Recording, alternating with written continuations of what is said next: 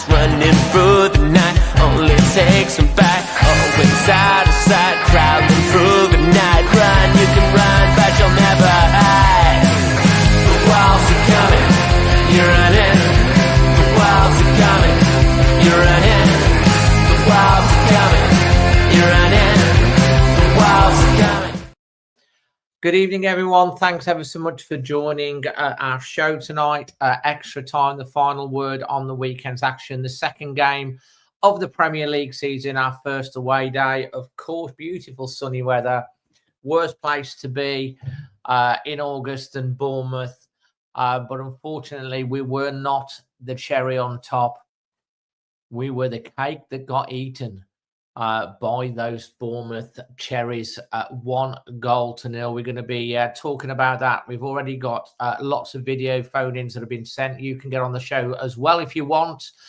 Before I get started, as always, I do want to say a massive, big thank you, of course, to the amazing and wonderful people at Creation Wolf, Wolverhampton-based company. They power tonight's show. They deliver the industry's and latest, most advanced digital solutions. If you've got a brand, if you've got a business, they'll take your online presence and digital capability to the next level. You can find them on creationwolf.com. Their link is in the description below this video. So we're going to not try and keep it to a nice hour tonight. Nice and punchy, very, very long weekend. Busy week coming up, couple of weeks coming up for us as well here on the channel. First of all, I want to welcome, saw him yesterday, friend of the channel. It is, of course, the one, the only, Boston Brian from Southampton. So nice and local for you, Bournemouth, yesterday, mate. It was, Dave, yes. I took my son and my grandsons there. One of the grandsons wanted to go at half time, but I said no. Can you blame him? You don't do that. You can't blame him, no. But I told him, no, you have to see this through to the bitter end. In actual fact, the last few minutes, we were putting them under as much pressure as we had done all through the game, I suppose, wasn't it? It was just a bit desperation, but you never know, could have snuck one. But well, we're gonna diverge into that. I'm very, very pleased as well for a rare appearance on Extra Time, but she's got stuff she wants to say. It is the producer, Emma. How you doing, Emma? Thanks for joining us. I'm fine, thank you. Absolutely good. How are you today? Tired. Tired. Been a long weekend. Long trip very to Bournemouth. long weekend. And lots to talk about. We've already got over 200 in the chat. Guys, if you do want to get involved with the chat, please feel free to do that. And we'd love if you would get over onto Always Wolves YouTube channel, hit the subscribe button, supports us. And yeah, we're surging towards 37,500, would you believe, which is amazing. Right, before we get started, the first of our video contributors we've got on for you tonight. We've asked people to send in videos about their thoughts on the weekend, and we've got a familiar face that's back. Hey Dave, Wolfman Jeff here in Chattanooga, Tennessee. Disappointing result today. I mean, this was a match that we should have won. And I mean, the points were there. Bournemouth, they weren't bad, but they're in the same boat as we are. They've lost a lot of their key players and they're still gelling, but we just fell apart. It's really frustrating. And we're not completely off, but we're off enough to where you really couldn't see the goals. And I know we lost a lot of firepower, and that hurts a lot.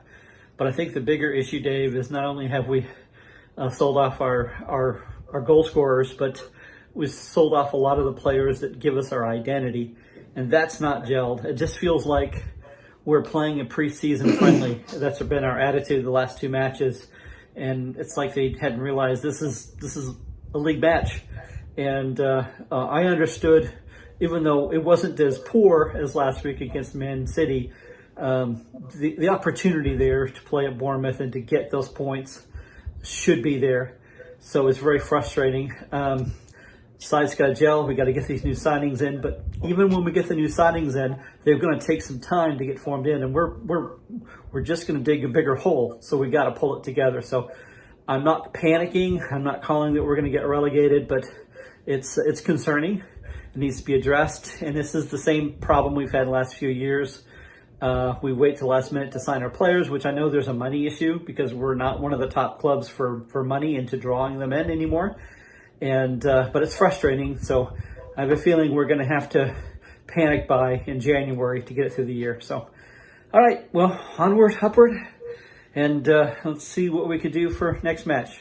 Always Wolves. Absolutely. It's great to hear from Wolfman Jeff, even though he sounds as fed up as all of us. Next up, we've got Chris from Eidsvoll in Norway, but at a different location. This is Chris, normally from Eidsvoll in Norway. Today, still in Spain, as you can see from my background, I would think. Just been to the local Irish pub to watch the 1-0 defeat against Bournemouth. Now, we were down to 10 men for the majority of the game, and I'm not going to talk so much about that, but I think we have to talk about just the lack of quality. 11 against 11 was lack of quality, let's be honest. But today I want to talk about the subject of asset stripping. And first I'll define what asset stripping is. Assets are valuable resources in a business. In the case of a football club, as Wolverhampton Wanderers are, of the players, the most valuable assets of a club. Asset stripping is the selling of a removal of the aforementioned assets, being also those being replaced with assets that are inferior or not replaced at all. Now, as someone who lives in Norway, I really want David Muller to do well for obvious reasons.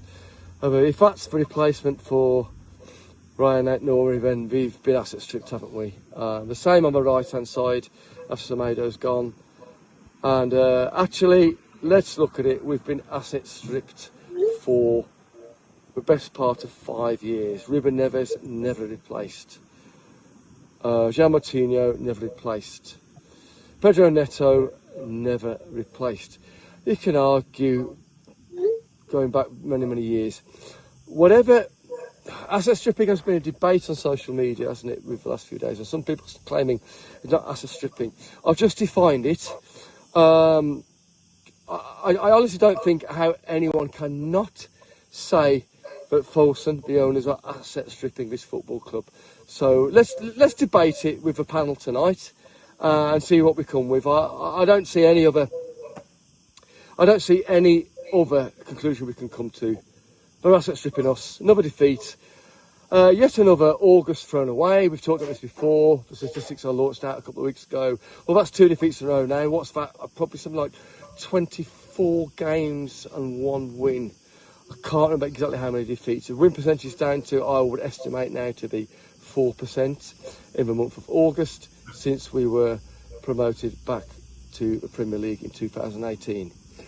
It's what it is. Another weekend ruined, and another reminder of we've been asset stripped. That's all from me. Wow, that is strong words. Strong words. Jeff, Wolf and Jeff, we love Jeff.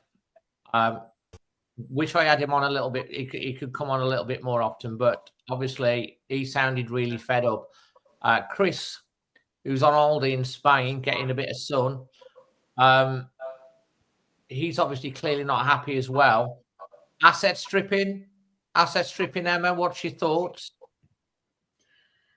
I don't know if I would call it asset stripping as such. We are definitely selling our best players and not replacing them like for like in respect of money. But I think by the end of this window, we will have spent all the money that has come in. I don't think it'd be a case of, oh, we've sold 100 odd million and we're only bringing in. Well, we've already spent 80 million, haven't we? Yeah, well, 81 million so far, if you include the signing of Strand Larsen. Yeah. But I think there's definitely a case to answer that then replacing experienced quality players with hopefuls, promise, potential, and that's always a risk because they don't all work out, and it can come back to bite you on the bum. Yeah, absolutely. Brian, what's your take on it? I mean, you've worked at a football club, you've worked at Southampton around the academy, you've been in a football setup, you've been around senior professional players and management. You've seen what's happened to Southampton. Obviously, a team that was built on its academy, really. What's your take about the acquisition from Chris?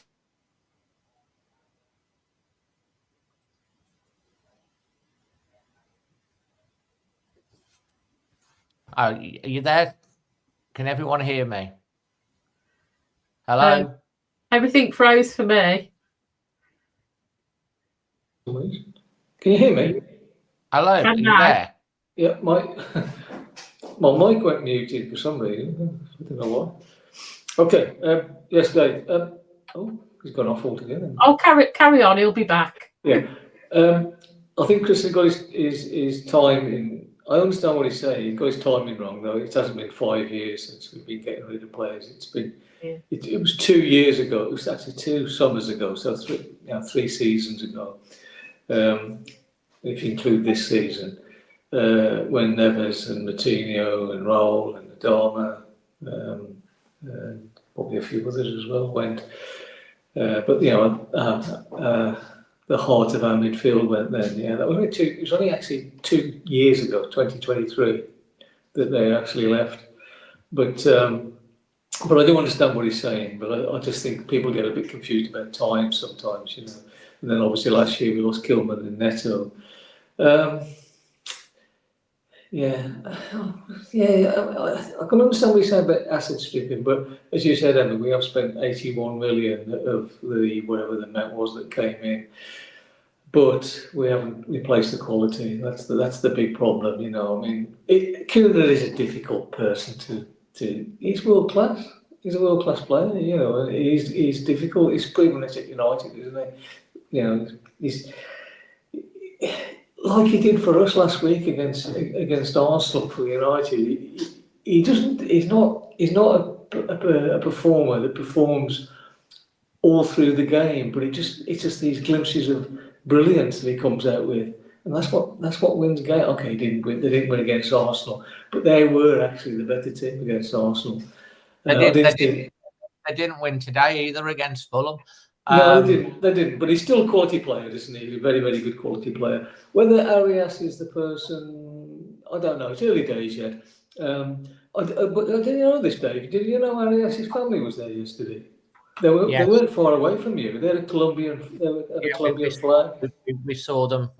We saw them there.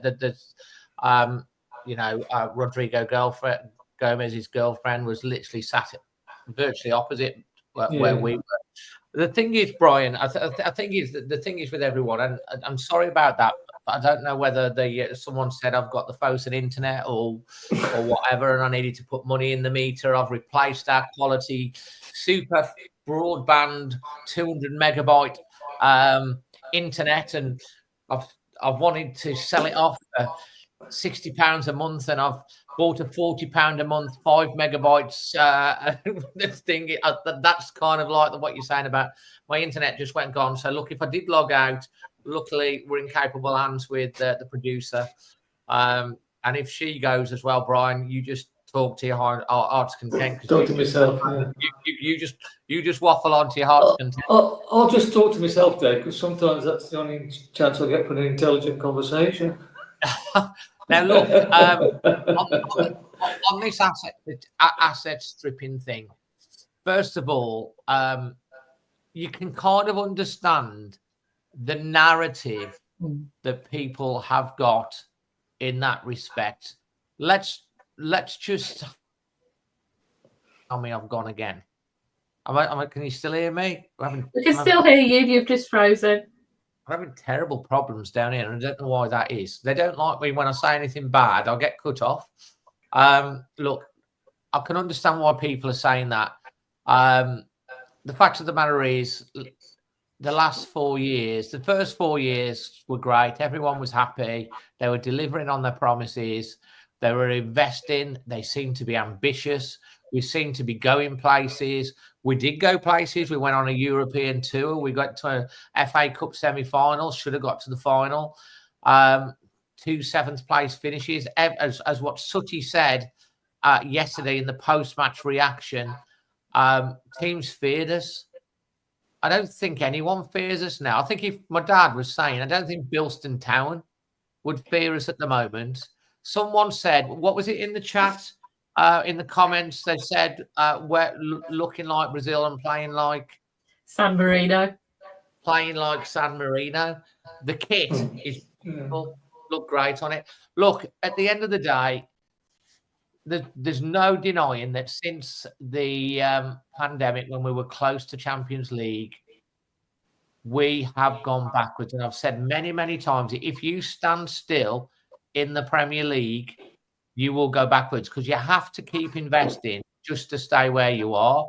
The fact of the matter is, first year, brilliant. First year, they learned a lot in the Championship. Second year, ran away with the league because we invested in quality players and they had a belief in a project that they were sold and they delivered on that project, which meant when we went up into the Premier League, other players came in to join that ambition.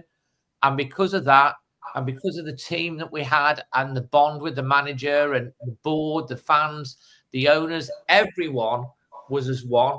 Everyone was together. And then since then, it's fell apart year after year.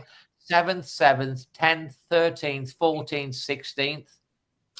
I think no, Dave. No coincidence, is it, Brian?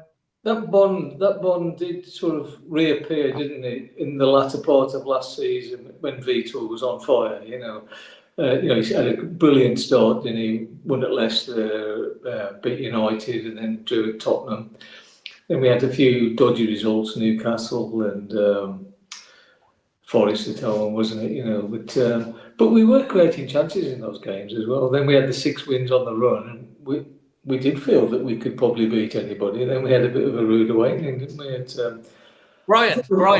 Brian, we have not won a game of football since April. We ended the year with Gary O'Neill last year with a losing the year before with a losing mentality. We ended the year last year with a losing mentality. We've played 6 games in pre-season. We ain't won one. We've played 2 games this year already. We've lost both, not scored anything. It feels to me, and I want to bring Emma in on this, it feels to me like the team has a losing mentality. It's like they're going onto the pitch. The way they started against Bournemouth, there wasn't enough belief. And and I can't point, you can't necessarily blame Vitor Pereira, although, look, he started Bellegarde instead of Andre, and Bellegarde made the mistake for the goal, and he should never be playing defensively, Bellegarde, or in that position for me. So there is something to be said that he made a mistake.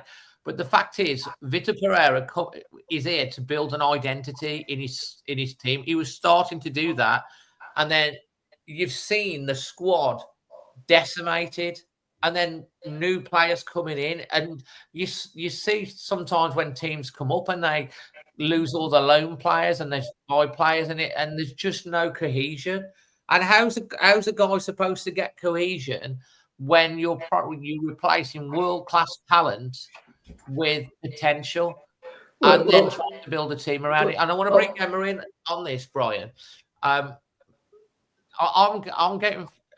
really getting frustrated, and I'm fed up, and I'm 2 games in, Emma. I'm the same, so don't come to me for a boost.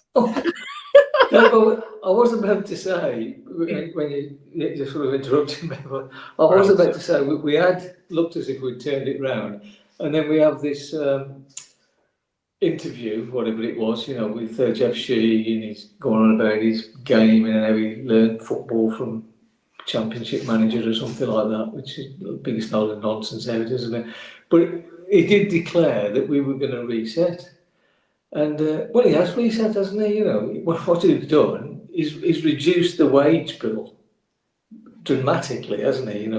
Big earners have gone, and he's bringing in these cheap replacements, probably on lower wages, and that's why these two fullbacks have turned us down. This Croatian guy that we're supposed to be interested in now, he's having second thoughts, isn't he?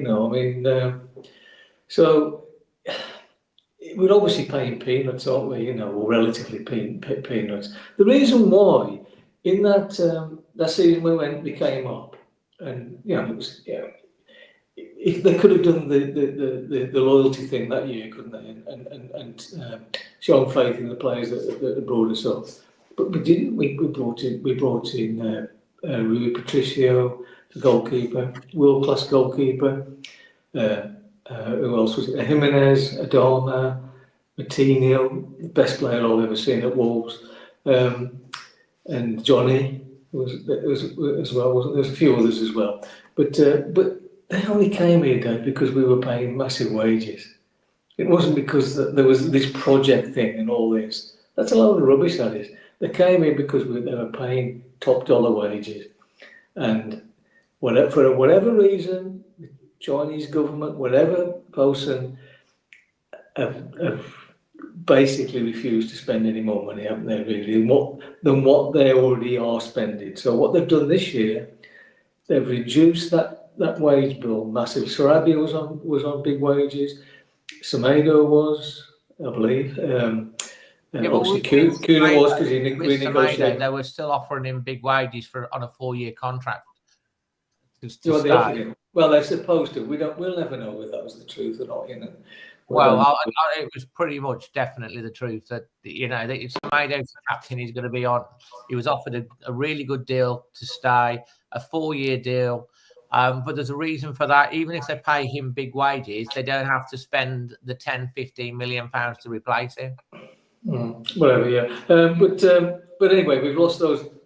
Those four. Well, actually, Nouri, I've heard, wasn't on much anyway, because he was still on the contract we signed him on as a teenager, so he wasn't on a great deal. But whether they could have offered him more money, I don't know. Anyway. But I think that's what he's doing by this reset thing. And I just can't see anybody coming in the next week, the next 10 days, whatever it is. Well, even that, is it? 8 days. I just can't see anybody coming, because they're going to look at where we are, how we're playing, and there's no attraction, is there? Brian, have you ever seen Hitchhiker's Guide to the Galaxy? What's the answer? The answer to the life, the universe, and everything is 42. But 42, yeah. You're depressing me. I'm feeling like you're doing the Marvin the Paranoid Android, because I'm getting more and more depressed by the minute. I'm thinking about no one's coming in.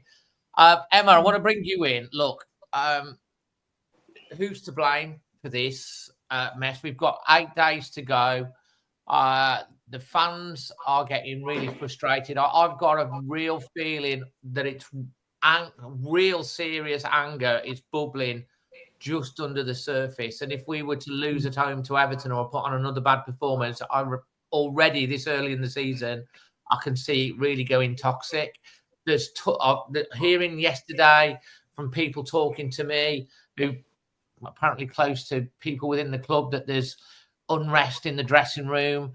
There's players, Andre being one. I can't verify anything on it. It's just hearsay from what I've been told. But the person who was telling me was very adamant it's come from a source that Andre's not happy about what's been going on, which is Vitor Pereira interestingly talked about Andre in the post-match press conference, saying that there's no given right for him to be in the team. Bellegarde trained harder, so he's in the start. That sort of backs up in my mind a little bit of what was being said. They were obviously sold, come to Wolves, we've got some ambition this year, we're going to kick on and stuff like that. Now, Wolves have spent some money. 81 million pounds is not to be sniffed at in what they've spent. The offer for this defender, can't think of his name, that's coming in, 30 million. That was a done deal on Friday, and then we're hearing Saturday that he's needing to think about it. And this is you know, you see, was it Adley that played for Bournemouth yesterday? Coming to us, he picked Bournemouth over us. Something somewhere ain't right. Where's Domenico Tetti, who's coming, who's the new technical director? What's happening with him? I can't remember the question now.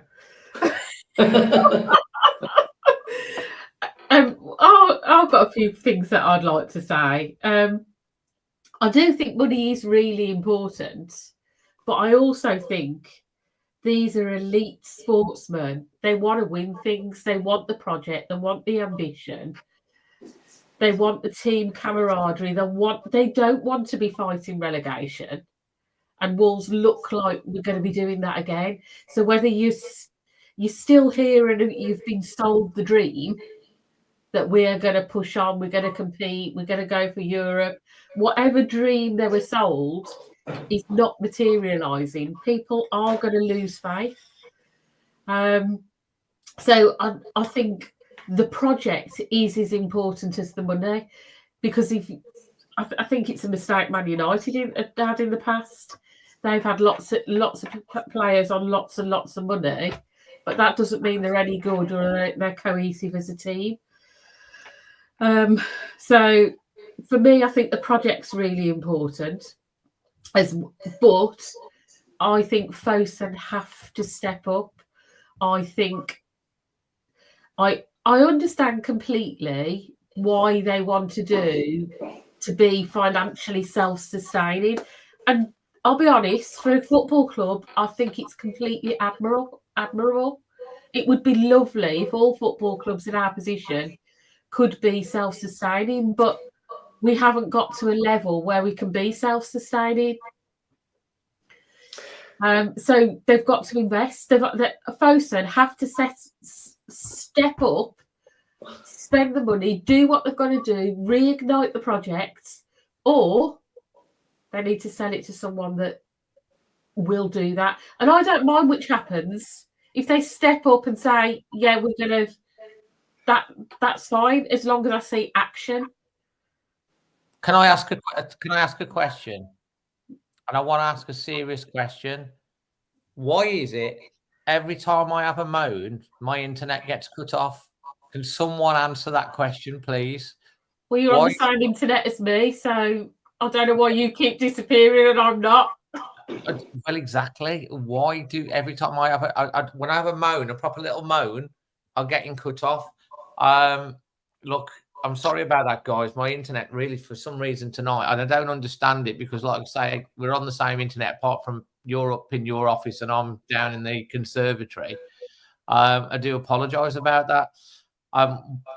Emma, can you just reiterate what you were saying just so that I can pick up the conversation? Oh, I was just saying, I think money is important, but it isn't everything. The project has got to live up to their expectations. They're elite sportsmen. They want to win. They want to see things happening. They want to see progress. I mean, it's disheartening to be losing week in, week out. It would have been tough fighting a relegation battle last year mentally. There'll be a lot of them that don't fancy the fight again because they did it last year. I think that's a really good point. To be honest, on that, I think that's the same for the fans. The fans have stuck by the team. They've stuck by the owners on the whole. You know, there has been mumblings and turnings. Vitor Pereira come in. He changed the whole mentality of the fan base, got in the pubs with everyone, brought everyone back together, the closest we felt to a manager since Nuno. There's so much belief that this year lessons would be learned from the year before, that, we were going to kick on. We were going to really push up the table to try and get our own identity and come back to being a force again. And then the saga that's happened over the summer with so many players going, it's not just the likes of Cunha and Ait Nouri and, Sarabia and Semedo. It goes further than that. The likes of Tommy Doyle and all the way. There's so many gone. And there are some decent players that's come in. John Arias is not a bad player. He's played in the Club World Cup, was team of the tournament, but he doesn't look. He looks lost in the Wolves team because didn't even notice him yesterday. Well, clearly we're not playing to his strengths, are we? No, Fair He's got Lopez. no service, no delivery, no nothing. Fair Lopez has looked quite good, but he could have done with coming on yesterday. Rodrigo Gomez, another young prospect, he didn't get off the game yesterday. Menetzi's missing chances from, like he does, unless it's a 35-yard worldie. Strand Larsen put himself about. I didn't think he had a bad game yesterday. I thought he was winning headers, holding the ball up, but he needs service. Obviously, the starting lineup, Hoover gets injured. Jackson, Chachua comes on, very nervous, but got better. Hugo Bueno, when he came on, was so much better for me. He's got to start. I'm not convinced on David Moller-Wolf. In the 2 games I've seen him, he's going to need time. And then, we haven't got time for these players to bed in. We've not got time for it. We need, in the next 8 days of the transfer window, we need a top quality forward that's going to create chances and score goals. We need an attacking midfielder. We need the creativity at the top of the midfield, and we need strength in the defensive areas as well. And then we don't know where else is going. It's not just about the money that's spent; it's about what they're spending the money on. And potential is great for the long term, but you've also got to bring in quality. And this is what Sutty was saying yesterday. It's about replacing real quality with potential. But ultimately, if you've got potentially you're going to get relegated, Brian. Yeah, well, that's it, isn't it? That's exactly where we are at the moment, aren't we? We do look a bit disjointed. Yesterday, I did see some positives. The second half performance from Jackson. Let's call him Jackson because I don't know how to say his second name. It's like a sneeze. Chachua. Yeah, exactly. Yeah. Jackson. Anyway, there was that one run he did down the wing. I mean, he did look like a winger, didn't he? I mean, he skinned the guy for pace. But the problem was Strand Larsen was like treading in treacle, wasn't he? I mean, he was knackered actually. Strand Larsen was. Maybe I can understand why he took a forward off and brought Santi on. If we'd have gone to, we were a back four when Totti went sent off. He had to start. Have a back four with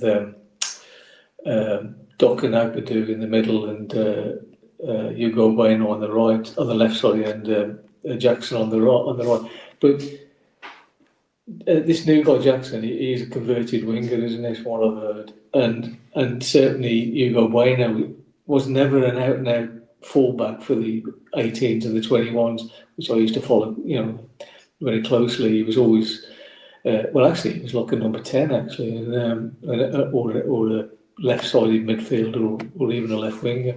But he could play at left back, and I think he did get caught a couple of times yesterday as well, in defensively.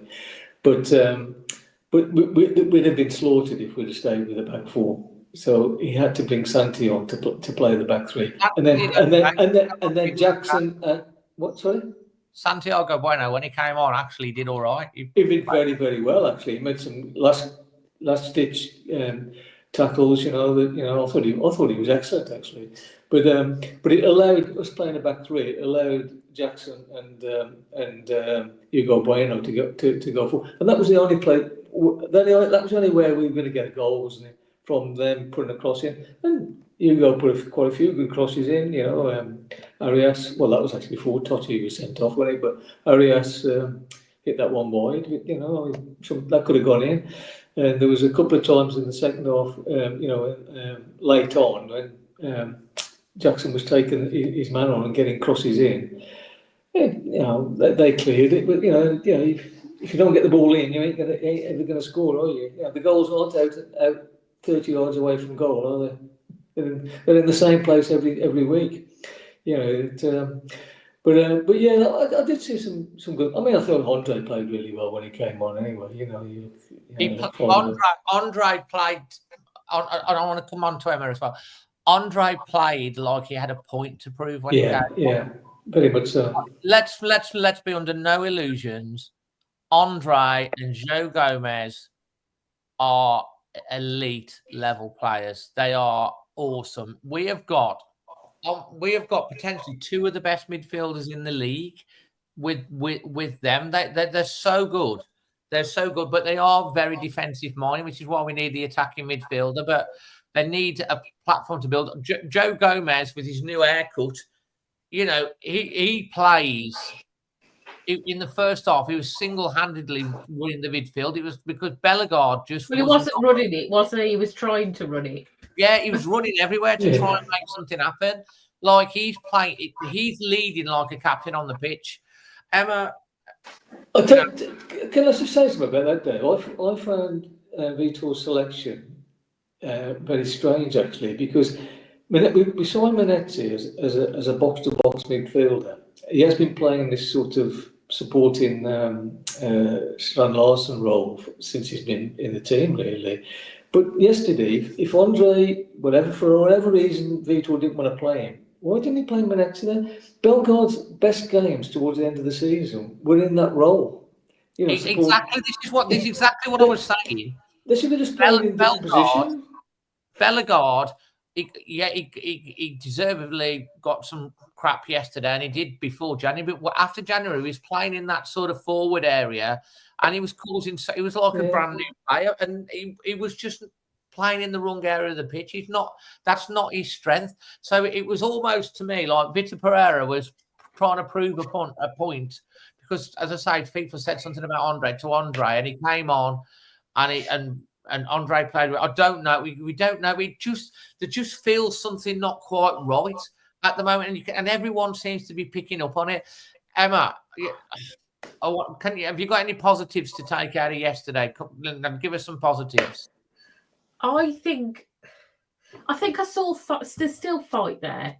Yeah, I'd agree. But we're only 2 matches in, so things that worry me is we could lose confidence very, very quickly if we don't pick up some points or some results soon. I think West Ham on Tuesday is now a really important game for establishing some confidence. I think we need to bring a leader in. We've lost all that experience and we've seen it happen before. And you need that leadership that is lacking. We need some creativity. We are lacking unpredictability. We are just so predictable. We're easy to read. We don't have a maverick player that is unpredictable. Like we did in Cunha, and even Aït-Nouri to an extent could run at defences and scare them. Positives. I thought Jackson's pace is potential to be a positive. He was pretty quick. But that's the other thing is Victor said he wants pace, but he's not playing the people that have got the pace. Like Rodrigo Gomez has got some pace. Hugo Bueno's got some pace, but he hasn't been getting a start. So I don't know. But I worry that it could go downhill very, very quickly if we don't. From a fan's perspective, we did all that fight last year. We're looking for something hopeful. And I think that's the point. I am definitely, without any shadow of a doubt, I'm a glass half full guy. I am always trying to be positive to the point that people have a go at me for being a happy clapper, for not getting angry. When I get angry, it's bad. Because like if I'm really getting upset and people like me, then it's really bad. I mean, it's very easy for people. There's a lot. We could win 6 games in a row and lose one, and there are people that'll just go nuts because we've lost a game. And then there's people that take a little bit longer. But I think the general gist of where everyone is, including myself, we're fed up and sick and tired of having to go through this again. again. It's like Groundhog Day that's happening again, and people are fed up. And the players don't want to be going. We need something to cling to, and at the moment, we're just seeing a team that don't know how to win. We're not seeing an identity of the team. We've seen all our best players leave. Yeah, they've bought in players, and they're really nice guys, and they're going to try. They've just come, but we can't wait. We need this week. This week, they have to pull their freaking finger out, and they have to go out and actually get some quality in.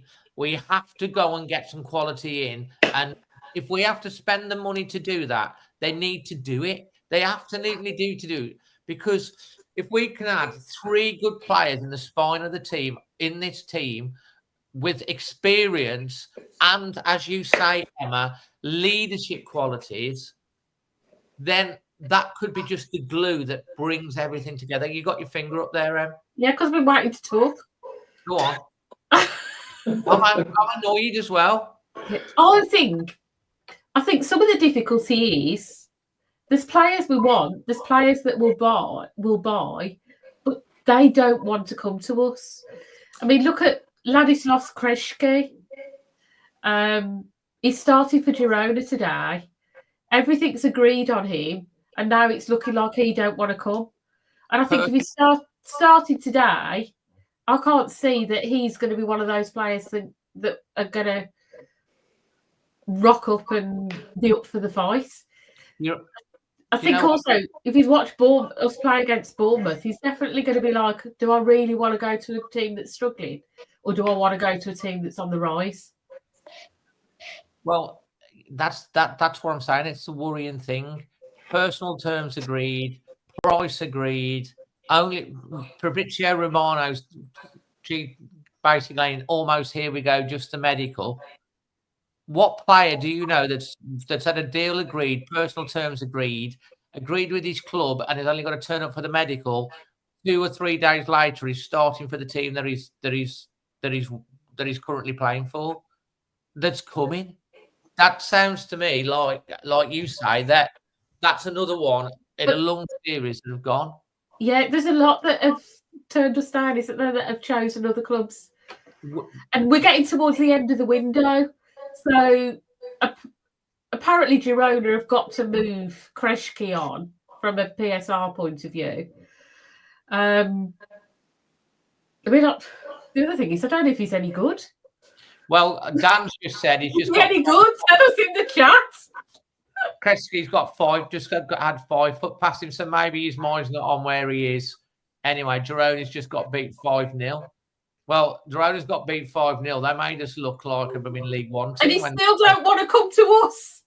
Well, I know. So, look, I mean, this is the concern, is why players keep picking elsewhere, because that's what tells me there's something, there's no smoke without fire somewhere. Something isn't working all right, that these players are getting some sort of signal and are changing their mind last minute. It's happened too many times, this transfer window. But you look at Bournemouth, and they lose a player, and 2 days later they've replaced him like that. Because they have a plan. Yeah. Whereas Wolves are reactive, not proactive. Yeah. And I think that's key. It's very obvious that they're reactive and not proactive. Now, I know all the arguments about the better deals at the end of the window, blah, blah, blah, blah, blah, blah. But Cunha and Ryan Aitnori, Cunha was going, we knew last year he was going. So why have we not got it all lined up, prepared, and know who we want? The same as Ryan Aitnori, he went at the beginning of the window, and he's not been, neither of them been adequately replaced. And we're coming to the end of the window, and we're still not seeing any real action. I know someone's just said here what's happened to George Mendes. Where's him? Well, from my understanding, his number 2, Valdir, has been over having meetings at the club recently, which is why I've said, from what I was under my understanding and what I've been told, is that there's 3 players coming in. So it's very, very frustrating. And I've got something else I want to moan about in a minute. So because I'm going to moan. I feel like moaning tonight. Are we on a moan day? I feel like I need to let it out. I keep trying to put a smile on. I feel like I need to let it out a bit. Brian, you've waited patiently there. Anything to add to that? And then we've got Scott who wants to come on for a couple of minutes. Well, I'd just like to say that I've been very quiet over the pre-season because it's all speculation, not just Wolves, every single team. I mean, people make a livelihood out of it, and it's like rumour control, isn't it? You hear this thing. I mean, if we'd assigned every player that we were linked to, we'd have about 200 players playing for us now. We'd be Chelsea. Yeah. But I think at the moment, in the past, we were shopping. Is that me or Brian? Sorry? You what, Emma? Oh, what's up, Emma? I can hear you, Emma. Speak. Oh, you can hear me? Yeah, I can see you as well. Oh, right. I can't hear anything you were saying. You were just like croaking. Oh, right, okay. I thought I'd lost my connection. Sorry. I didn't mean to interrupt you. Okay. I mean, in the past, we were shopping at John Lewis, weren't we? And Harrods, but we're now shopping at Lidl's. And we don't want to belittle the players that are coming in because they've definitely got something about them, and they've got so much. But Fer Lopez, I think, is going to be a great player for us. But we need leaders. But they're all looking to establish their careers in the Premier League. Yeah, they've not got any grounding. They're all young, fairly young. There's no real experience there. The thing is, you see, about these our experience. The thing is about these journalists, you see, that spread these rumours about, this guy's being linked to to this club, that club, and that.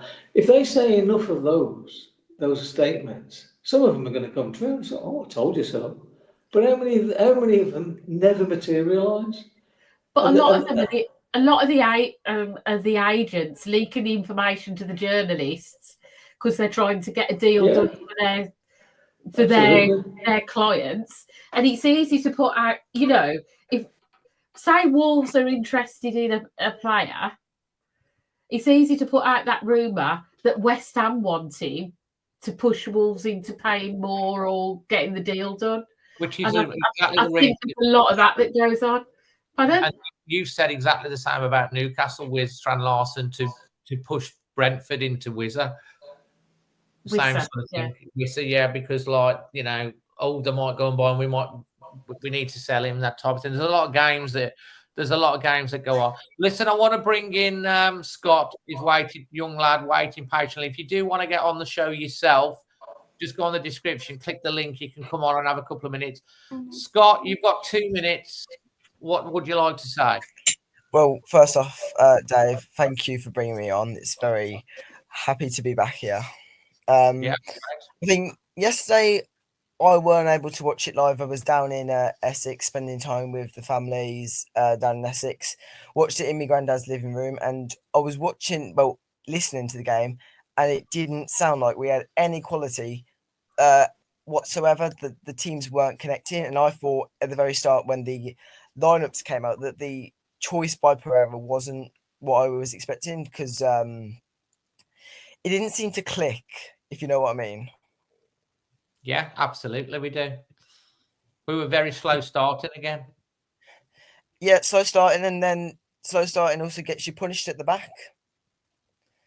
Yeah. Slow starting, not clicking, and when you've got one of Brazil's starting midfielders on your bench, there's something not going right there. Yeah, absolutely. And to be honest, we do seem to start slow in games under Victor for whatever reason. We do seem to sort of be on the back foot. Bournemouth was so hungry when they came yesterday. The first 20 minutes, they could have been 2-3-0 up. What other points would you like to make? I think mainly just that this is it. I said last week that the 4-0 may have been a fluke, but it seems that it was the same performance again. And if it wasn't for them not being so clinical, because they had like 16 shots but only 4 on target. The shots that they had, if they were more on target, that could have been a game where we would have been slaughtered another 4-0. It's not bright, and this is something that's worrying. We're not good enough for the league at the moment. You look at other teams in the league, even like a Sunderland, even though they lost 2-0 to Burnley, it looks like they could even rip us apart at the moment, and that is a worrying concern. Well, Alan says correct. So someone said earlier in the chat, Brian, that we look like a promoted team that's just come up through the playoffs. I'd say so. Yeah, I'd say that, Dave. It's almost as if like the last few years have been in reverse. And when you come up from the championship, 17th place would be great, wouldn't it? And that first year, and then maybe move to 15th and progress like like teams like Brighton and Bournemouth have done. It seems like we've done it in reverse, haven't we? We started off, like a steam train. In the first 2 seasons, it's gradually got worse and worse and worse. Although there have been times, I even remember Gary O'Neill. Do you remember we had a Sunday night show when we were about 7th or something, 7th or 8th, and we were pushing, thinking, God, we could get Champions League. We'd just beaten Tottenham twice and Chelsea twice, and we were looking at, and then we went on that ridiculous run. But we did it under Bruno Lage as well. We started well against Bruno Lage, but the fact of the matter is, we've started this season again. There's a lot easier start to the season. Okay, Manchester City, but they got beat by Tottenham at their own ground yesterday 2-0, and we're made to look average. Yeah. Bournemouth. To be honest, when we had, it's not just about the results, though, is it? It's about the performances. Yeah, we're not just worried because we've got no points on the board and we haven't won anything. We're worried by the performances on the pitch, and we've been seeing it all through pre-season. And like Sutty said yesterday, I know it's pre-season and results don't particularly matter, and that's exactly right. But as fans, you can watch the games and you can go, this doesn't bode well. We don't look like a team. It was happening in pre-season. It's happening again. The one Scott, thank you ever so much for coming on. Honestly, Dave, it's been a pleasure, as always. Nice one. Come on again, mate. Will do. Absolutely, Dave. Absolutely. Cheers, Will do. mate. Bye. See you soon.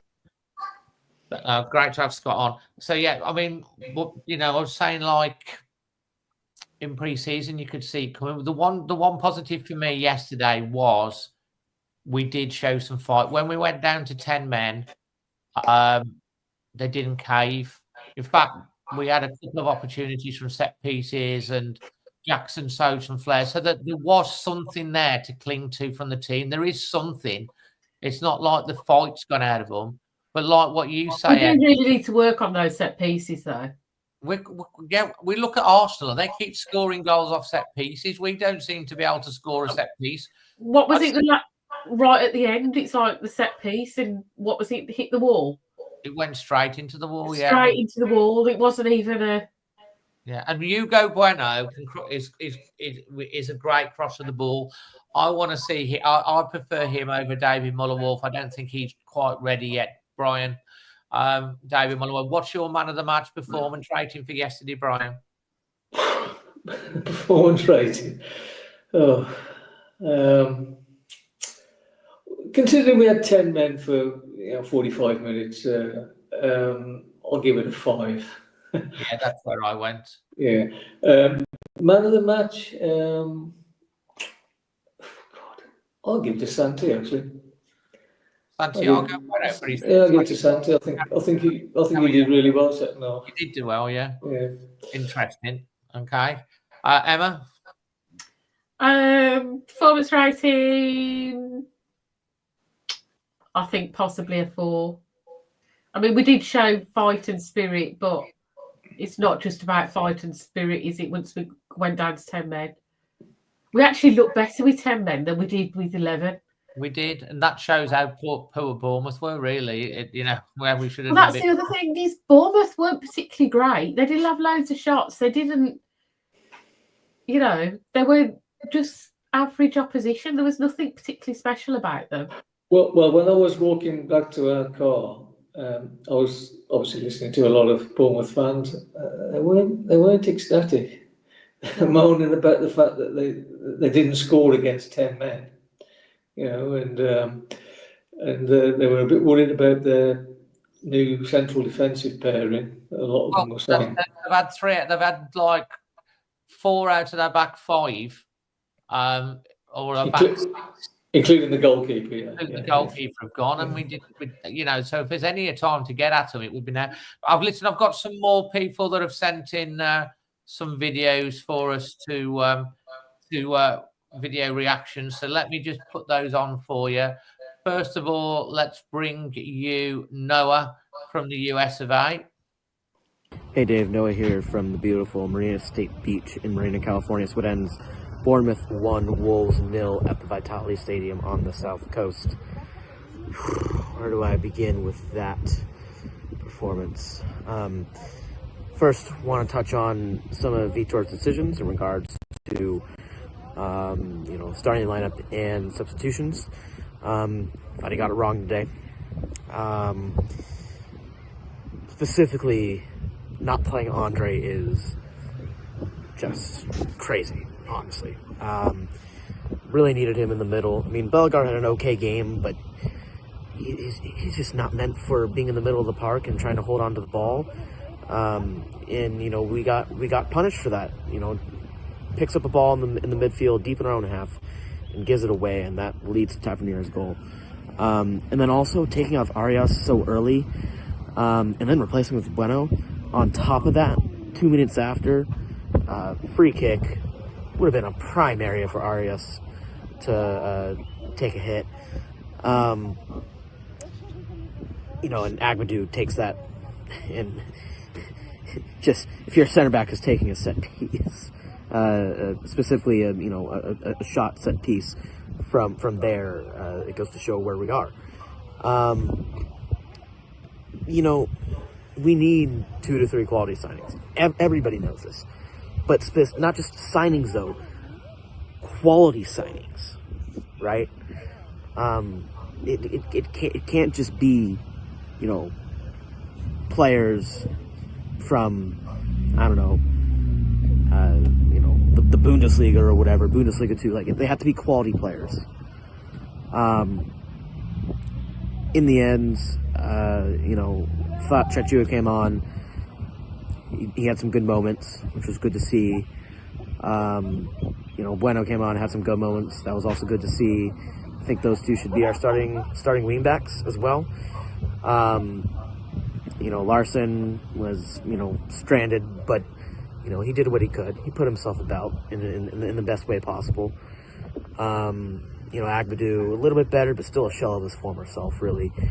And Gomez was Joao Gomez. Like, not a whole lot more you can ask for. Of course, we did have 3 pretty decent chances, but aside from that, it was a lack of creativity. Again, Larson, he should score the header. Arias should at least be hitting the target, and then Munetsi, that shot probably landed in France. But anyways, regardless, that's 2 losses. We need players in, and Vitor needs to get it right. Worrying signs still, though, and hopefully we can get a result next time out against Everton, and then also a result midweek in the Cup. Anyways, take care, everyone. Have a good rest of your weekend, and always Wolves. Let's hear from New York Dave. Hey Dave, Dave with New York Wolves here, coming to you from the ironically named Sunny Rill. Where to start? Honestly, I always thought the start of the season was going to be hard. The transfer window overlaps with the season, which is always weird, so it was going to be hard to get new players in, and losing so many key players early in the season, and then potentially not replacing them until right before the start of the season, or potentially even after the start of the season, is not a great recipe, especially when, if you think about in Vitor's system, your attack is your 2 wing-backs, Larson, and the 2 people behind Larson, and basically 4 of those are changing for the most part. Okay, Munetsi and Bellegarde were there, but I think Lopez and Arias were intended to be the starters. So it was always going to take a while for the attack to gel, let's be honest. But what we needed was for the rest of the team, which is essentially unchanged, Sarr, 3 centre-backs, Andre and João Gomez, to be super solid and give us a platform for the attack to start to learn how to score goals, right? And that's been the disappointing part is, okay, we had some good moments against City, but, you know, we were a little bit shambolic at times. Agbadou especially has got to get back to the Agbadou from last season now. So that's the disappointing part. You know, on the face of it, losing at home to City, not the end of the world. Losing 1-0 at Bournemouth, okay, you know, that's not the end of the world either. But I think for me, what I want to see, what we need to see this week is West Ham have been awful. We need to beat them in the Carabao Cup. And then we're home to Everton, a very beatable team, next week. So I would love to see 2, maybe not convincing wins, let's not get ahead of ourselves, but 2 wins with a couple of goals scored and, stop the alarm bells ringing. Because if we don't do that, if we go out to a poor West Ham team, and if we lose at home to Everton, and especially if we don't score goals or don't score many goals, all of a sudden it's going to start looking like a very long, hard season with potentially not a very good outcome. So I'm kind of keeping my fingers crossed for the next 7 days, but we are looking shaky. I did like Chachua. I'm sorry if I said that wrong.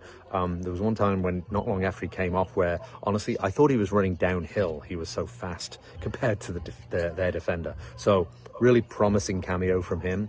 I hope Hover's not badly injured. Because obviously we don't need to lose cover, although I don't think Hover's good enough long term for us in that position, but you don't want to lose at least an option. So some, you know, some things to take away from it, but generally a couple of pretty poor performances, poor results that maybe were to be expected. And hopefully this week we address the critics and give ourselves something to build on. But whatever happens, up the Wolves. And our final call tonight, it's Dinny, out and about. Hello Wolves fans. This is Dinny here in Cork in Ireland, just reflecting on that loss to Bournemouth. Huffing and puffing. The whole game had a feel of 2 teams that are figuring out what they're going to be for the season. Both teams have lost key players. Both teams have brought in new players, and it's like, what kind of patterns are you going to have? What kind of shape are you going to have? Who's going to play where? And it really had the feeling of the team that got the first goal or 2 could probably hang on and get the W. And unfortunately, it was Bournemouth that got the goal, and they held on, didn't they? Not that Wolves offered much of a threat. I guess the only threat Wolves had in the first half, and I think was their best chance of the game, was the Strand Larson header. Pretty good header, pretty good move, in fact. Nice ball in by Hoiver, but it wasn't to be. Bournemouth got that goal then from a Wolves mistake, of course. I think it was Bellegarde gave it away, didn't he? And then the shot, big deflection off Agbadou. Sarr's gone the wrong way, not his fault. And it's 1-0. I really felt Wolves missed Andre in the first half. And I really felt throughout the game that they had no one like an attacking midfielder. God forbid that I say a Cunha type player, but someone that can just break from midfield, carrying it up to the forward line. We're really missing that. It's a missing piece for me. There has to be more players come in, guys. There really has to. Second half kicked off. I was really looking for Andre to come on at half time, and he did. Sure, he's great alongside Gomez. I thought Hugo Bueno did really well on his side. Jackson did really well down his side. It's great potential there with those 2 guys. I see those guys making the full team by next week. What else do I have to say? It just wasn't going to happen, especially after the red card. Player goes straight through. You have a decision to make as a defender. You're going to either let him run straight through, or you're going to try to affect him some way. And if you try to affect him some way, he only has to go down. And it's a red. And it was a red. There's no complaints about it being a red. And after that, if Wolves got anything out of the game after that, it was going to be a stroke of luck or a mistake by Bournemouth or something. There wasn't a whole lot in it after that for Wolves. So look, man of the match. Oh, it's going to be João Gomez easily, because he's here, there and everywhere. The guy is just unbelievable. He's unbelievable. Honourable mention for Jackson. I thought he was pretty good. Jeez, he's a speed merchant, isn't he? Hugo Bueno also I was quite impressed with. 5 out of 10 for the match. João Gomez. Honourable mention to that shirt. Mwah. 10 out of 10 for the shirt. What a shirt, lads. I'm definitely buying it. And that's great. Look onwards to the next one. That's it. Bye. I love Dinny. It doesn't matter whether he's moaning or not. He always puts a smile on your face, does Dinny. Look, guys, we're gonna look ahead. Go on, Emma. You're gonna say something. No. We're gonna look ahead to the week that's coming up. We're gonna do a little bit of a Q&A. I'm gonna have a moan about something else in a minute. But before that, I want to just ask you guys to just give me 60 seconds of something that's close to my heart that I really hope you'll support.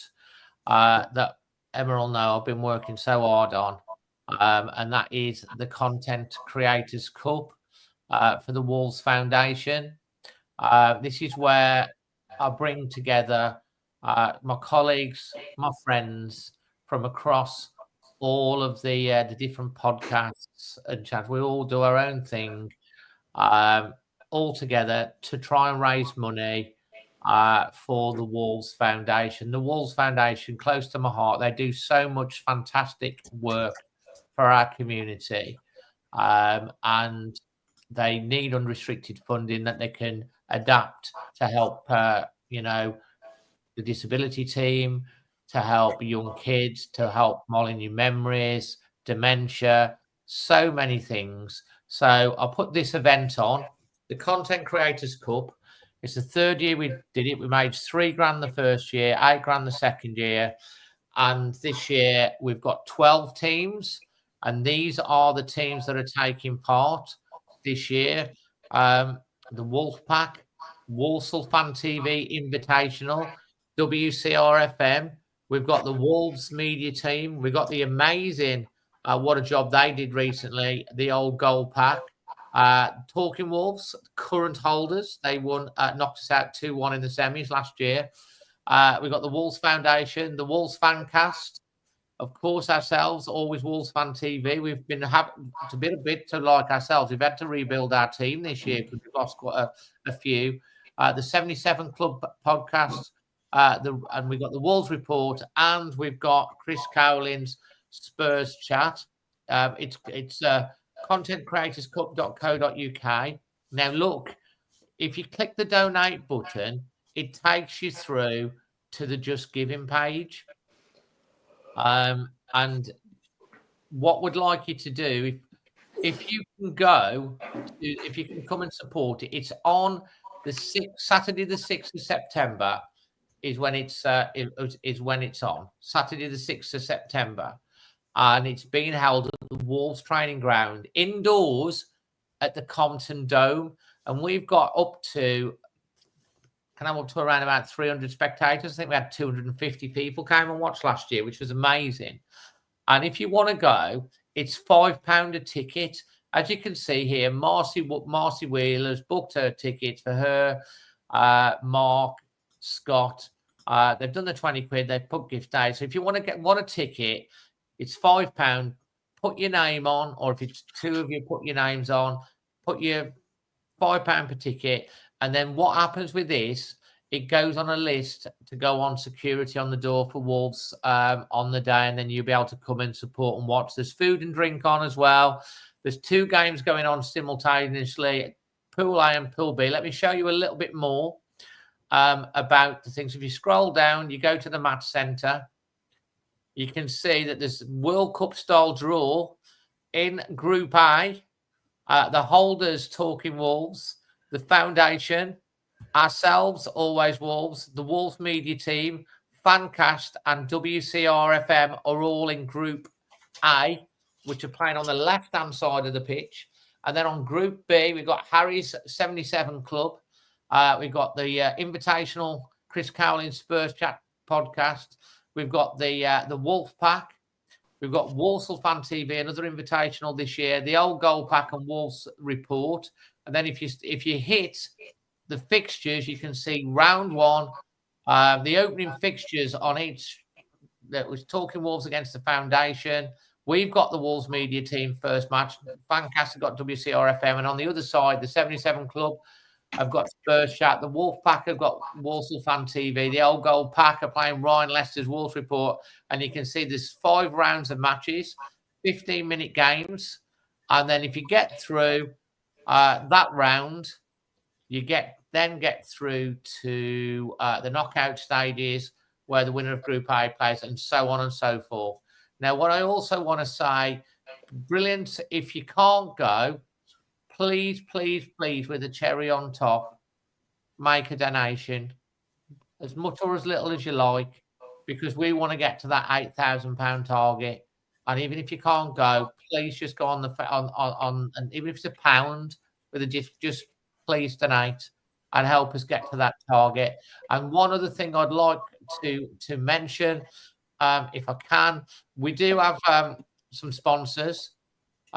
Creation Wolf, Ron Flowers, Purcell Branding and Carwood. But we are still looking for a couple more sponsors for the tournament. Companies, you'll have your logo. So if you click on your logo, it takes you Creation Wolf, it takes you straight through to their website. And we're also going to be on the front page of the program. And also, you'll have an advert in the program as well. And everyone on the day, even if you can't go, you can bookmark contentcreatorscup.co.uk and the results and the table will update. So thank you for bearing with me on that one. Please support it. Come and watch. Come and support your Wolves creators. And let's help make a difference for the Wolves Foundation. Thank you very much for giving me your time on that one. I appreciate it. Can I add something there, Dave? Can I just add something there? We've got 37,000 subscribers here now. If everybody gave £1, that'd be £37,000. So don't be embarrassed about giving £1. Even £1 is great. Hopefully, a load of you that can come and watch. So the first 300 that buy tickets will be able to come and join in come and watch. And look, I work hard on this. I try to bring everyone together. It's a really fun day. There's going to be a raffle on the day as well. I think we're going to have a signed Wolves ball, and it's really friendly. Kids, come with the families. Please come and support. The contentcreatorscup.co.uk, and you can find the Just Giving link off that one as well. So, Emma, let's look ahead to the rest of the week. West Ham on Tuesday, and then we've got Everton, who basically won today. How are we doing, Emma? Emma, what you thinking? Come to you in a minute. We have to beat West Ham. Yeah. Are we going as strong as possible against West Ham then? Yes. They need the practice. They need to be playing together. We're not gelling together. We need to be playing together. We need to play a strong team. Yeah. That's my opinion. So you play the strongest possible team in that one to match practice? Yeah, I think we need time. Okay. Who would you play on the wing backs, Emma? I'd actually like to see. I don't know. Well, I'm asking you. Who's your starting wing backs for Everton? Well, I think Bueno and Jackson might have earned a chance. I think so. So you want to strongest possible against West Ham? What's your score prediction looking like for Everton at this point? Do you think? If I was going to be honest and predict Everton, I'd predict that we're going to lose, but we've got to win. So, but I don't know where the goals are coming from either. Sorry, it's a whole different kettle of fish. That is. It's a big week, isn't it? It's a big week. We want what Wolves fans want to see with the signings is ambition. That's what we want to see. We want to see strong signings. Brian, over to you. He should treat the West Ham game as a pre-season game now, isn't it? Because it's a cup game, but he's going to have to play pretty much his strongest team just to give them game time. Jackson's got to play from the start. It seems to me like he might be cycling Hugo and Wolf around, so that probably plays some part of the game each. He could even put Hugo a bit further forward as well, if necessary. But I think he'll have to go as strong as he can, really. I mean, we don't know what West Ham are going to play, do we? They ain't in the same boat as us, aren't they? So it depends, doesn't it?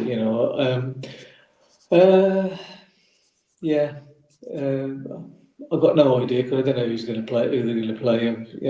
I'll just be happy if they get a 1-0 win or even penalties.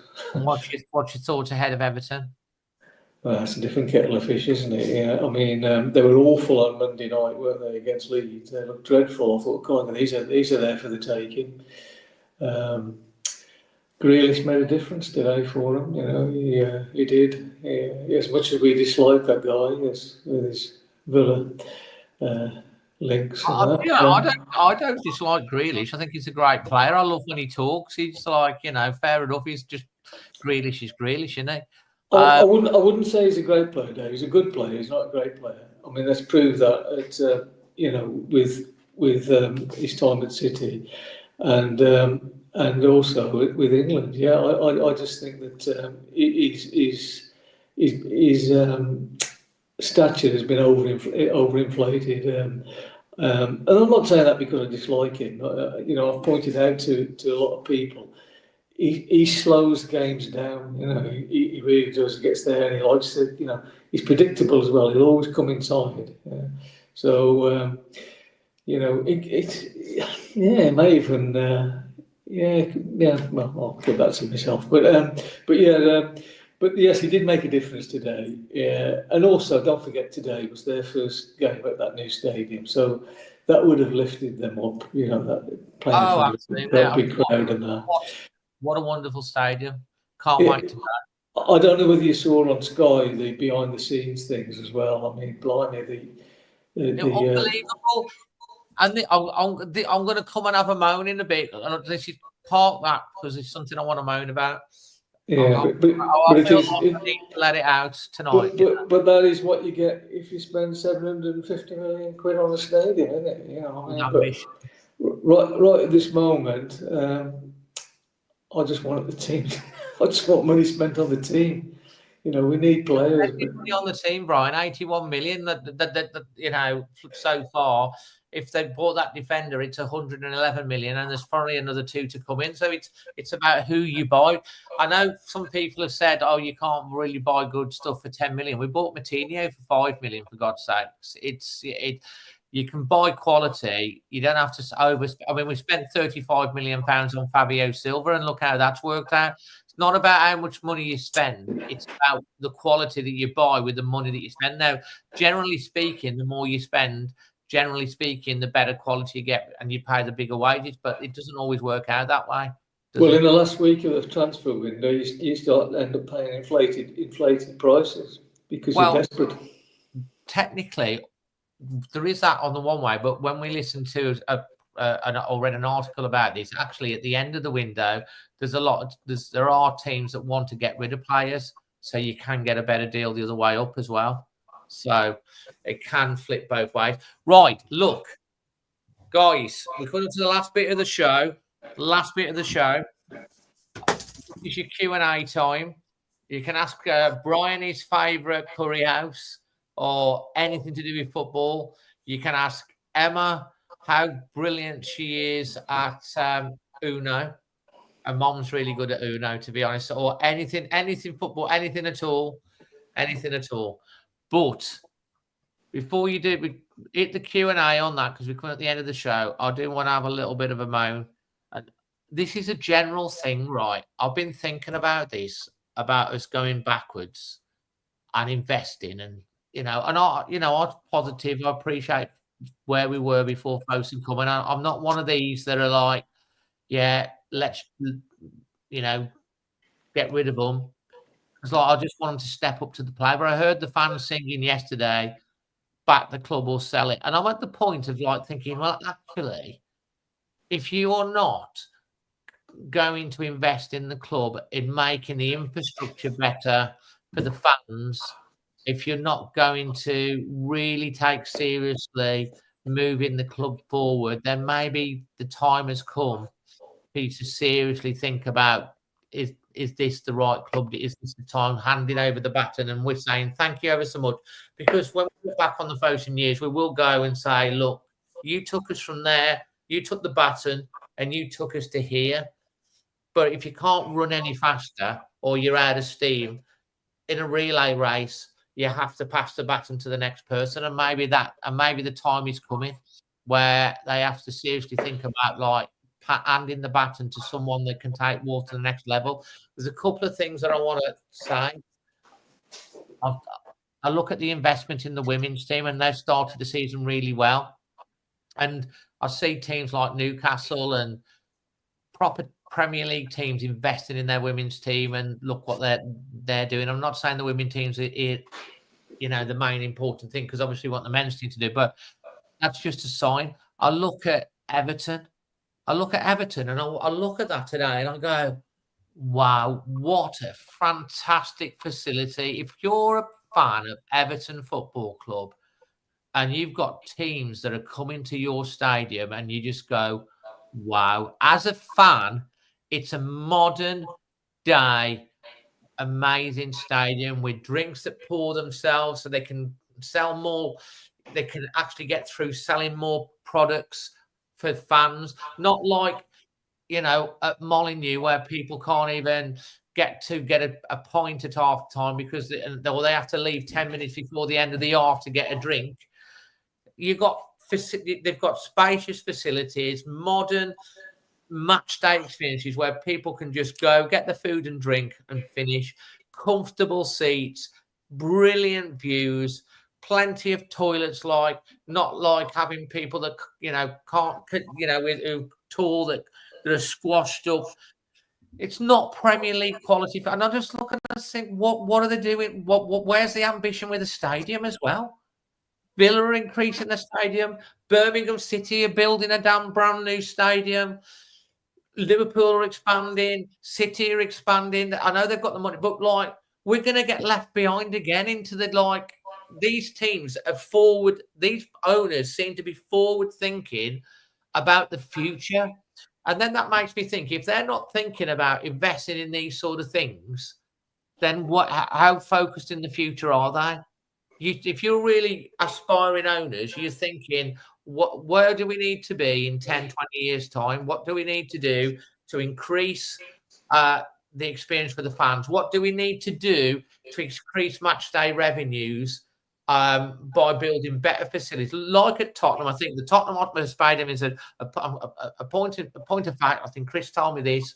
The average spend was something like £1 or £2 at their old stadium. They moved into the new stadium. The average spend on food and drink and other things on a match day now is something like £20, £25. So you build it, but revenues come in because you make it easy for people to be happy and to spend money. So I think we all want to do, we want to see some ambition on what's going to happen with Molineux and the expansion and everything else and the team. That's my moan. That's my moan. Let's go and have a look at the queues, the questions. Have we got any questions? Do you want to add anything to that, Emma or Brian, on the stadium and stuff? Go on, Emma. You go first whilst I'm looking at the Q&A. I get where they're coming from. Is that it takes so many years to get their money back, but it was always going to take a long term. It's a long term investment. It's not a short term investment. But if you don't, you've got to speculate to accumulate. If you don't grow, if you don't improve the experience, then you're not going to develop. The business isn't going to grow, is it? No, and that's what I'm getting frustrated about as well. I want to see us moving forward as a modern Premier League club. And I'm looking around at other clubs. Wrexham is another one. You know, I'm looking around at other clubs. Bournemouth are on about building a great. All these, look at Bournemouth's new training ground that they've got. All of these teams have got owners that have seemed to be forward thinking and are thinking about where we're going to be in 5-10 years time and what do we need to do to invest to make that better. Brian, your thoughts? Can I just say, do you not think that's a job for the Wolves Trust, that they should be asking for what is the 5 and 10 year plan for Wolves? Because a business of this size would have a 5 and 10 year plan. Yeah, exactly. I think we all should be asking what is the plan, and we don't really seem to know what's the plan. Is it just to stay in the Premier League? This club is 150 years old. The following season, 150 years of this amazing, great club. Founder members of the Football League. We're still at the top flight. You know, we're in the top division, but we need to. The more I think about it, the more I think we're being left behind because we're standing. And as I said in the Premier League, if you stand still in the Premier League, you go backwards. And if you stand still with other things, commercially, infrastructure, stadium, all of these things, you go backwards. Okay, we've got we've got some esports teams. Fair play to that. I'm not going to knock it because it could be a growth area. But football fans care about the football team, Brian. I just want to point out, Dave, that last time we built a new stand, the stand colours, it resulted in it was followed by a double relegation. Brian, why are you giving the market paranoid Android to me again? Let me finish. You keep interrupting. Let me finish. Right? So that's a fact, isn't it? That is a fact. You cannot argue with that. That is a fact. Steve Morgan had pelters for building a new stand. My feeling is when he did that, he built the wrong bloody stand. Yeah. He built one that was relatively new. You know, where there was one that was going to be close on 50 years old now, isn't it? Nearly the steeple. Where I go there. Yeah. I don't think that if we did build a new, or we developed this stadium as it is, we should. We're not. It's not point in going over 40,000. We can't even fill it now. I know we're not playing well and we're not doing well, but even last season when we had our 6 wins, we still couldn't fill it. So that's an indication, isn't it? You know, we'll only fill it if we have success. So 40,000 is about the limit that you could probably go to. Do you know what, Brian? I think 45,000. I think you're right. A 45,000 modern stadium, even where it is now, you can build on it, and it can be some ambition, or some people talk about the M54. I think most of us would like it to stay towards towards the city centre. But the reason we're not filling it because the prices went up so much. I think times are not easy, especially if you've got a family, and there's a lot of apathy and depression. 4 years worth of decline, and it's what people want to see. If you could look at Birmingham City, they're kind of where we were about 8 years ago, I suppose. So it might all fall flat for them. But you look at the Blues fans; they're on the up. They've got owners that come out and talk about what they're doing, what their vision is. This is what we're going to do. We're going to do this. We're going to build this. We've got the grants for this. We've got the money for this.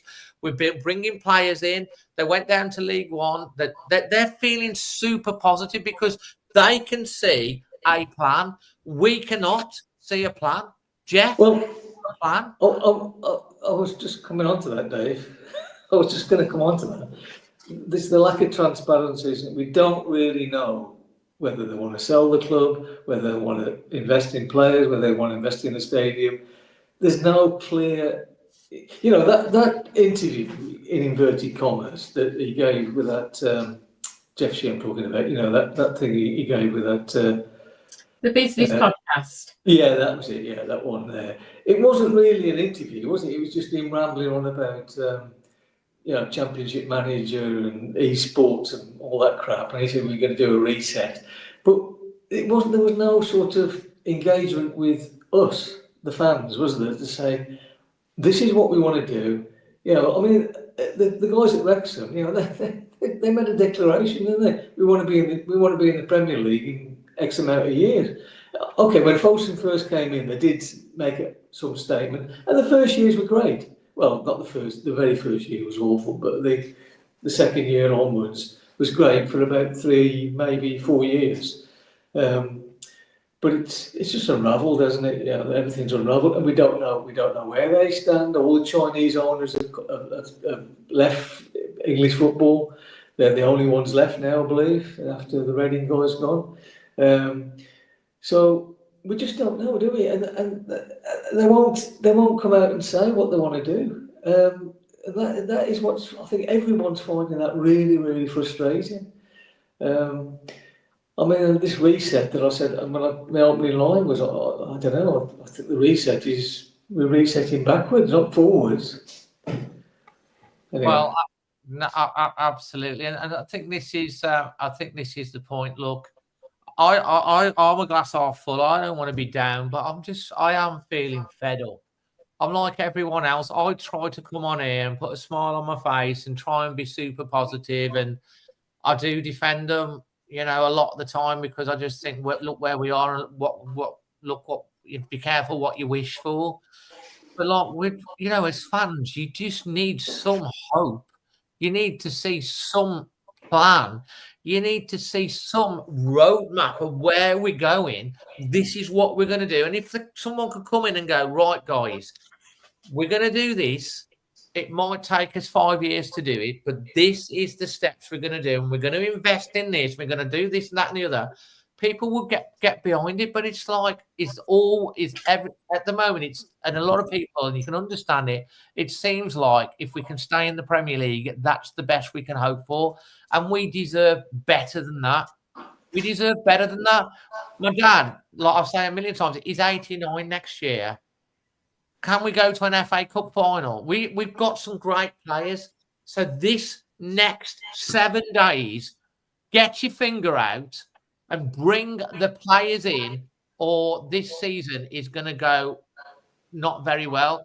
And the other thing is, if you do not do something to bring in the quality players, and it all falls apart again this year, are we going to get out of it again in January?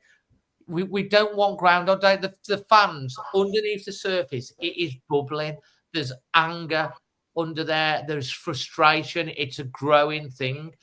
You absolutely need to back the manager, bring in the quality, and make sure it happens this week, because God forbid that doesn't happen and then we have a bad start to the season. If you're the chairman of this club, the Wolves fans will be in the stadium, will be really, really volatile, and I've seen it happen, and I don't like to see that happen to anyone. I just want us to get our team back. I want us to be, you know, to be proud of where we're going, and I want teams to fear us, not to think, oh, we're playing Wolves next week, it's 3 points. I want people to be scared of us again like they used to be. That's what I want. I think that's all what we want. We don't want to keep going to away days to be like, yeah, well, it was a great away day and we've had really good, it's brilliant. And part of the away days, the people you go with, the experiences you have, it's not just about the match.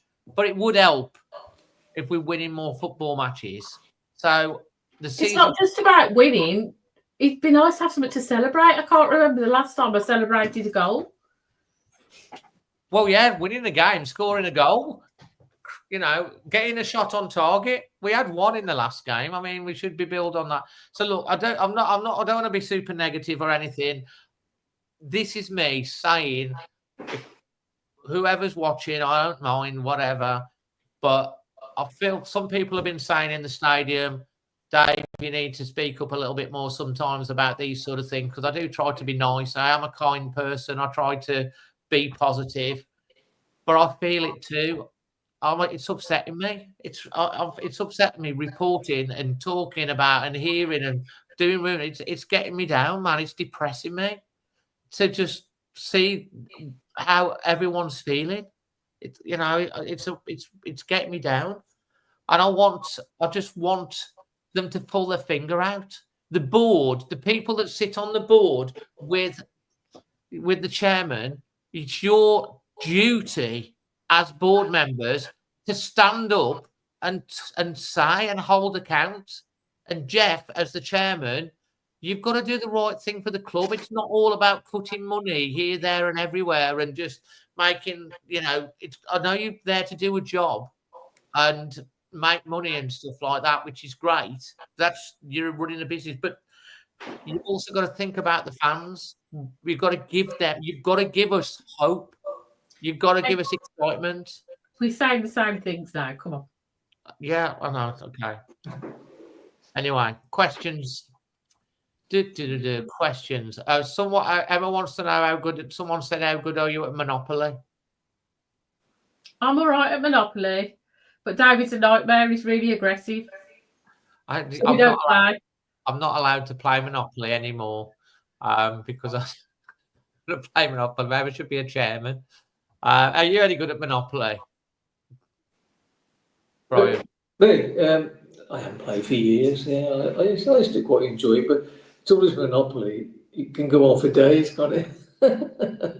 Doesn't seem to be an end game, does it? Really, But I like playing chess actually with my grandson. That's my. Yeah, I'll have a go. Have you got? Listen, there's a. I'll message you. There's an online app, chess app, Brian. Oh yeah. We'll have a game. We'll have a game day. Yeah. We'll have a game. You do a move every day or something like that. I'll message you that. Just having a look. Someone said the space at Dunstall Park to build a new stadium. I hadn't thought about that. Maybe there is. In answer to your question about the stadium, Brian, Lana said we took 50,000 to Wembley in the 4th division in 1988. Fred says, quite rightly, ticket prices were low and reasonable. We would fill out 50,000. That's how much. The benchmarking holds. However, that's not necessarily true because the tickets are £15 on Tuesday and there's a lot of empty seats. There's a lot of empty seats because it's a League Cup game. Things are tight. Yeah.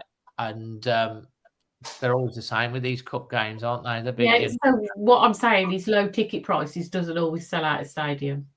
No, that's true. But I think ambition would do. Just look at the times under Nuno when you couldn't even get a ticket for love nor money and people were complaining they could never get tickets. So, yeah. You know that game that somebody was just talking about, the 50,000 that went to place Shippervan thing there. Well, a lot of people came out of the woodwork that day, didn't they? There weren't the people that go there week in, week out who were in the 4th division. But there's something about that game that is significant, actually. It's the biggest crowd ever between two 4th division teams. Oh, yeah, it was classic. Classic game. Apparently, you can get Wolverhampton Monopoly. I think what you can also get empty shops on things like that as well on Wolverhampton Monopoly. And charity shops. You can get all sorts on the Wolverhampton Monopoly. Someone else says, what's it going to be like against Everton if we lose and we've bought no players in, Emma? Well, I don't think it's that long before the crowd turn.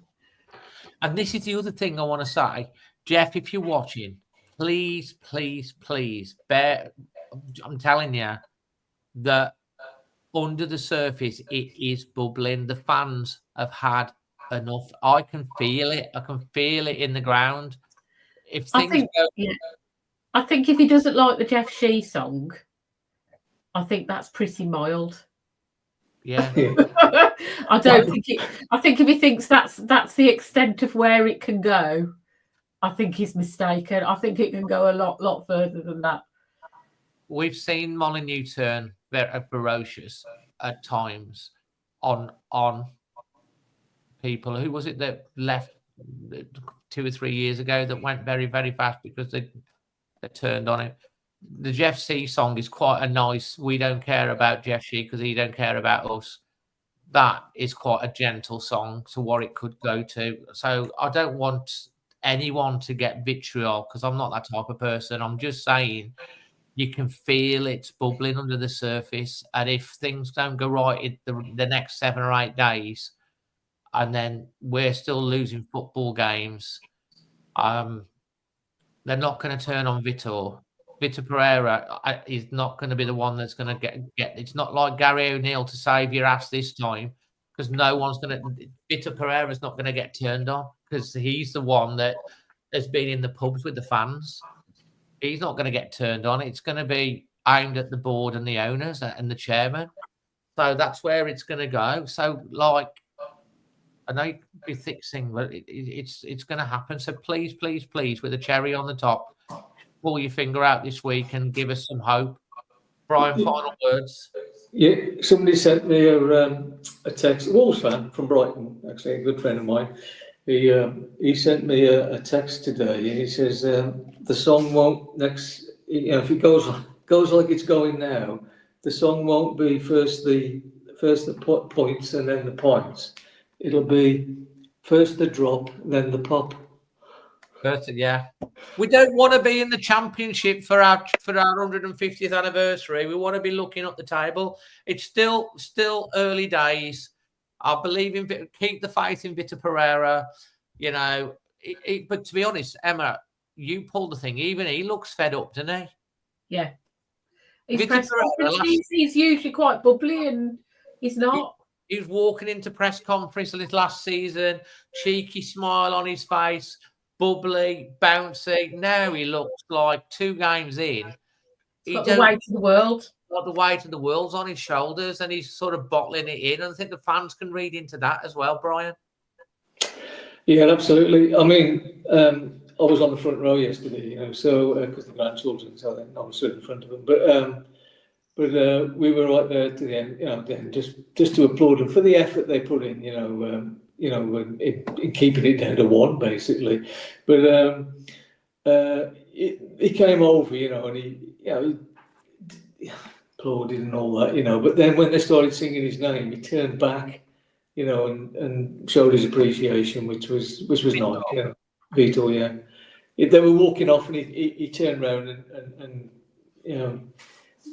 The fact that you saw at the end, you were there, I was there, Emma was there. At the end of the ground, at the end of the match, the Wolves fans match, every single one of us were on our feet, and we were singing and chanting, and we were clapping the team. The team came over. Apparently, someone said Andre had gone. I don't know. I've looked on the video.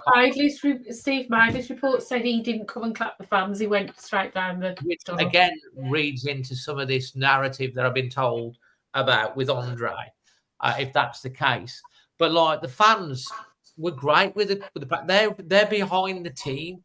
They're behind the team because they did fight. And if you fight for the badge and the shirt for this team, you will always get the fans on your side. They're not going to turn on the team. They're not going to turn on Vitor Pereira.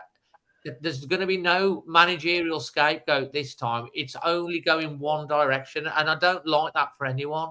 So let's hope it's a good week, because I want to be coming on here next Sunday, having beaten West Ham in the Cup, having bought in at least another 2 players, looking forward to deadline day, and maybe bringing in 1 or 2 more.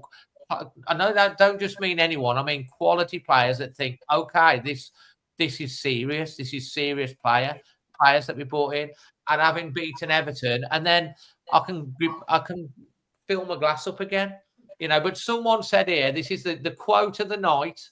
The quote of the night. That I'm just trying to find it now. The quote of the night, not the points and first the points, then the points. Matt has said, first the booze, then the booze. That's probably about right. Not the first the points, then the points. First the booze, then the booze. And that's probably. I think I think it is really important that fans have got to direct their anger at the right people, because it's not against Victor, it's not against the team, it's against the management and the running of the club. Yeah, and which is why the directors have got a duty of care as well that are on that board to think, where is Domenico Tetti? Where is he? Where is he? I've not heard from him the whole time he's been here. What's he doing? We need to know. let's hope that Valdir and Mendes can play out some tricks. Anyway, guys, that's the show. I've decided this week I'm going to have a bit of a moan myself for a change. I feel better for actually letting it out because I feel better for letting it out. I really do. Brian, thank you for coming on and making me laugh as always and cheering me up. I look forward to the chess game, Dave. I'll message you. I've got to make a phone call after this. Got someone that wants me to ring them. I don't know if they're watching. If you are, I'll give you a ring after this one. And then after that, I'll send you the stuff, and we can have a game of chess. And you can beat me on that as well. That'd be fine. Just one thing I like to say to everybody, is that the one thing that's constant at any football club are us, the fans. Owners come and go. Players come and go, coaches come and go, but we're the ones that are static. Yeah, you're not going to support somebody else, are you? Just because we're going through a bad time. But they've got to deliver for us now, haven't they? Yeah. That's all I can say. Final words there. Keep the faith. Yeah, I'm knackered. I need to go to bed. Cup of tea. It was supposed to be an hour. You said right at the beginning of the thing, an hour. I know. Cup of tea. And look, let's see what happens this week. Guys, if you've subscribed tonight, thank you ever so much. Much appreciate it. Also, if you do the old TikTok thing, we're nearly on 10. We're only a few hundred short of 10,000 on TikTok. We'd love you to join us over there as well. So if you're on the TikTok, look for Always Wolves. You'll find us on the TikTok as well. And of course on all the socials. Look, let's see what happens this week and what we're going to be talking about next Sunday. Let's hope it's I'm feeling I've had my therapy tonight. Let's hope I'm feeling a little bit better, but this week is going to be key, absolutely key. Thanks for joining us, guys. Thank you if you've subscribed tonight. Thanks for all the comments. Thanks for all the likes. And if you're watching it on catch up, brilliant. Thank you to Creation Wolf. And don't forget Content Creators Cup. .co.uk, the Just Giving page. I'll put the link I'll put the link below in a pinned message. Please support. Get on the Just Giving. Please help. And let's see if we can raise some money for the foundation. That would be amazing. Until the next one, from all of us here, always wolves. Bye.